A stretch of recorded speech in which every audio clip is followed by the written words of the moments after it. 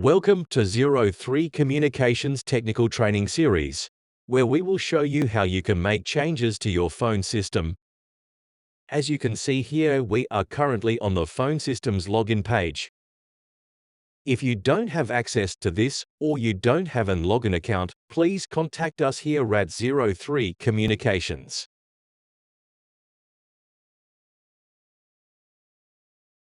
Once you have logged into the phone system with your login details, you will be able to see the home page.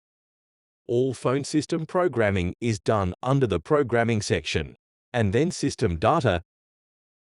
Once you have clicked on System Data, you will be able to see all the different memory blocks listed on the side.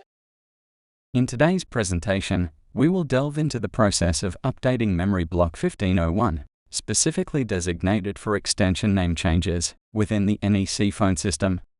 To commence this endeavor, navigate to memory block 1501. Upon arrival, you will access the extension basic setup page. Updating a name is a straightforward task. Begin by selecting the desired extension from the drop-down menu located in the top right corner, which provides a comprehensive list of all extensions.